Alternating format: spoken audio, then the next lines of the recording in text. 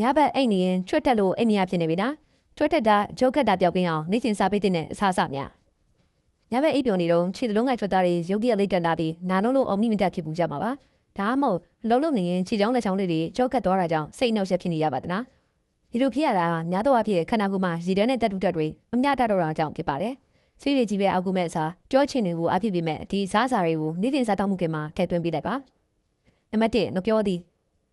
မှာကြွက်သားတွေရဲ့လှုပ်ဆောင်ချက်ကိုထိမ့်မိပေးတဲ့ပိုတက်ဆီယမ်ဓာတ်ထွေဝါးသားပါဝင်ပါတယ်။ဒီနေ့ကမပြောသည့်တစ်လုံးဒါမှမဟုတ်နှလုံးစားပေးရုံနဲ့ကြွက်တက်ချဝေဒနာကိုတိတိကျကျရှုချပေးနိုင်ပါတယ်။နံပါတ်2ဖျဲသီးနဲ့အုံမီ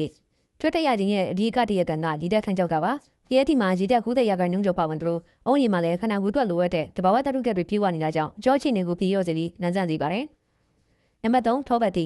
မက်ဂနီဆီယမ်ဓာတ်ချုပ်တဲ့ကြွက်သားတွေကကင်းတောင်ပြီးကြောကတ်တတ်ပါတယ်။ထောပတ်တီကဒီချက်ကိုအများဆုံးပြီးဆွနိုင်တဲ့အပြင်ကျမရင်းနဲ့ညီညွတ်တဲ့စီတက်တွေလည်းပါဝင်တာကြောင့်ကြွက်သားတန်ဆာမှုကိုထောက်ကူပြုပါတယ်။နံပါတ်4စိမ်းရင်ရောင်ဟင်းဒီရမြဟင်းနုနယ်ကစုံရစားတဲ့ရွက်တွေမှာကယ်ဆီယမ်နဲ့မက်ဂနီဆီယမ်နှစ်မျိုးလုံးပါဝင်ပါတယ်။ဒီဓာတ်တွေကချက်သားတွေကိုကျုံနိုင်ဆွနိုင်ကြတဲ့ကောင်းမွန်သေးပြီးအကျိုးကက်ရှင်မှုခောက်ွယ်ပေးပါတယ်။နံပါတ်5ပဲနှင်းမျိုးနဲ့အစိစံများပဲနီတွေမြေပဲနဲ့အစိစံတွေမှာဗီတာမင် B ကုပလက်ချော်ပါပါတယ်။ဒီဗီတာမင်ဟာအာယုံရောစနစ်ကိုကောင်းမွန်သေးပြီးခြေလက်တွေထုံကျင်းတာအကျိုးဆွဲရာတွေကိုတတ်တာစေပါတယ်။ထက်စင်အကြံပြုချက်အနေနဲ့ကတော့စားတော့ပြင်တနေ့တာလုံးရှိဖို့ဘူးဆက်တောက်ပေးဖို့နဲ့အိတ်ခဏီမှာခြေတော့ကိုတာရကြောစံပေးဖို့မလေးပါနဲ့